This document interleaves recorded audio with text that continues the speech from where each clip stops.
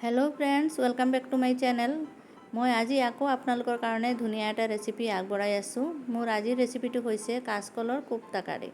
मैं आज काचकলৰ कोफ्ता कारि बनाम। तार कारणे मैं 3टा काचकল बॉयल करि रेडी करि लैसो आर लगते एटा आलू आरु याते मैं अलप मुगर दाली भाजी किनि लैसो। पानीत তিয়াই थৈ दिम। मुगर दालिर लगत मैं अलप मसुर दालिओ मिक्स करिम।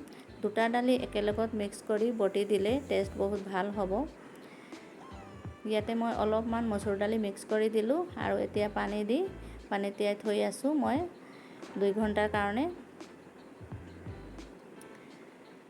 तार पिছত मैं बटी कोफ्ता कारित এই বস্তুটো मिक्स करिम। एतिया मैं एटु साइड करि थৈ काचकलखिनिও ঠাণ্ডা হৈ গৈছে। মেশ কৰি আছো। এটা চামুচেৰে মই মেশটো কৰি লম। কাচকলখিনি খুব ভাল কৰি বইল হ'ব লাগে।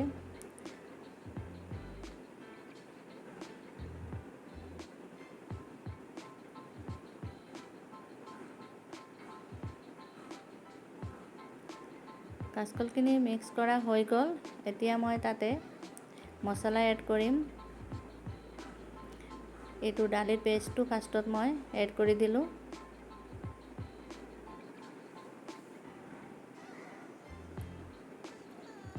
জলকীয়াৰ পাউডাৰ মই 1 চামুচ দিলোঁ। আপোনালোকে যদি জ্বলা বেছি খায় তেনেহ'লে দিব, নহ'লে কমাই দিব।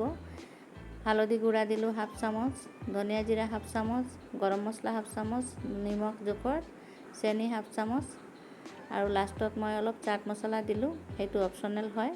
আৰু হাতেৰে খুব ভাল কৰি মিক্স কৰি আছোঁ। মিক্সিংটো ভাল কৰি হ'ব লাগে। গোটেইখিনি মছলা যাতে কাচকল আৰু আলুৰ লগত মিক্স হৈ যায়। এতিয়া মই হাতত অলপমান তেল লৈ হাতেৰে বস্তুটো সাইজ কৰিম। কোফতাৰ সাইজটো মই নিজৰ ইচ্ছাৰে এনেকুৱা সাইজ দি আছোঁ। আপোনালোকে যদি ইচ্ছা কৰে বেলেগ সাইজটো দিব পাৰে।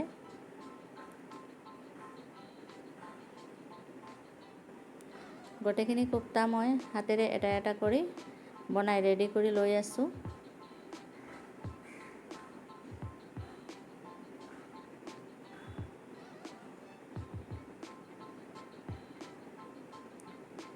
কোফতাখিনি মোৰ ৰেডি হৈ গ'ল। গোটেইকেইটা মই একে সাইজৰ কৰি বনাইছোঁ।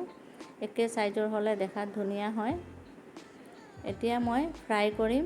ফ্ৰাই পেন এখন গেছৰ ওপৰত দি মই তেল গৰম কৰি ল'লোঁ। গেছৰ ফ্লেমটো ল' ৰাখি এটা এটা কৰি কোফতা মই তেলত দি আছোঁ।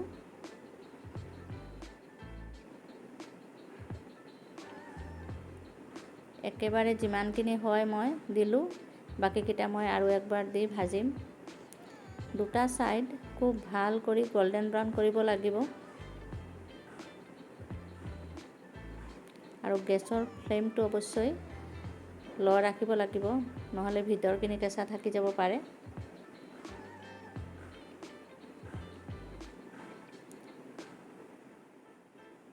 মই একেবাৰে ৰঙা কৰিয়ে ফ্ৰাই কৰিলোঁ। দেখাত বহুত ধুনীয়া লাগি আছে। উলটাই দিলোঁ। দুটা সাইড বহুত ধুনীয়াকৈ মই ফ্ৰাই কৰি ল'লোঁ।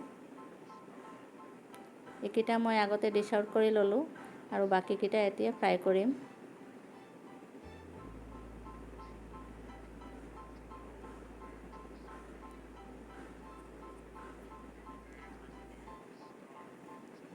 এইকেইটাও একেদৰে ফ্ৰাই কৰি ল'লোঁ ৰঙা কৰি। গোটেইখিনি মোৰ ফ্ৰাই কৰা হৈ গ'ল। এতিয়া মই কাৰিৰ কাৰণে পেনটো বহাই দিলোঁ গেছত আৰু তাতে তেল দিলোঁ। মই সৰিয়হৰ তেল দিলোঁ এইটো। আৰু পিঁয়াজ মই বটি থৈছিলোঁ 3টা ডাঙৰ পিঁয়াজ পেষ্ট বনাই থৈছোঁ। সেইখিনি মই এড কৰি দিলোঁ তেলত। আৰু এটা বিলাহী, ডাঙৰ এটা বিলাহী মই পেষ্ট কৰি থৈছোঁ। বিলাহীৰ লগত মই জলকীয়া আৰু নহৰু দিছোঁ। একেলগতে মিক্স কৰি পেষ্ট বনাই থৈ দিছোঁ। সেইখিনিও এড কৰি দিলোঁ আৰু খুব ভাল কৰি মই লৰাই চৰাই বস্তুটো একেবাৰে ভুনা বনাই আছোঁ।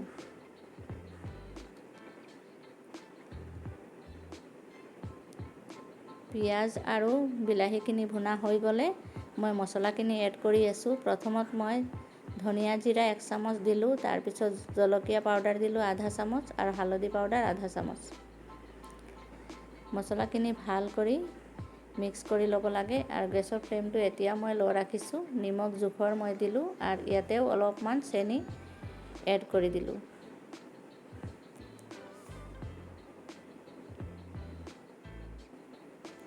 এতিয়া মই অলপমান পানী ইউজ কৰিলোঁ। এই মছলাখিনি গ্ৰেভিৰ কাৰণে বনাই আছোঁ মই। আৰু মছলাখিনি যিমান ভাল কৰি আপুনি ভুনা বনাব সিমানে বস্তুটো টেষ্টি হ'ব। সেইকাৰণে লাহেকৈ একেবাৰে সময় হাতত লৈ মছলা ভুনিব লাগে। এতিয়া গোটেই মছলাখিনি ভুনা হৈ গ'লে মই এটা এটাকৈ কোফটাকেইটা ইয়াতে এড কৰি দিলোঁ।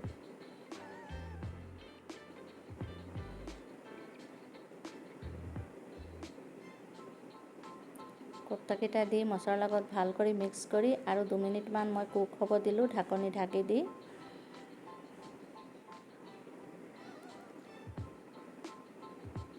এতিয়া মই 1 চামুচ গৰম মছলা এড কৰি দিলোঁ।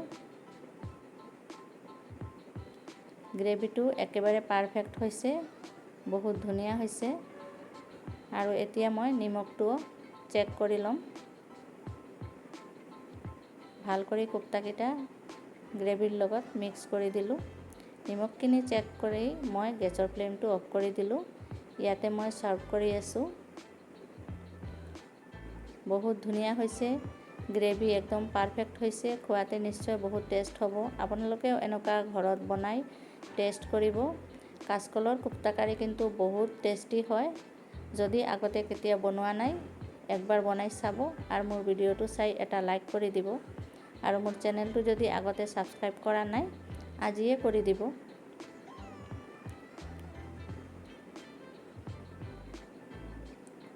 হৈ গ'ল মোৰ কাচকলৰ কোফটা কাৰী ৰেডি। আকৌ আপোনালোকৰ লগত দেখা হ'ব নেক্সট ভিডিঅ'ৰ লগত। আজি ইমানতে সামৰিছোঁ। Bye bye.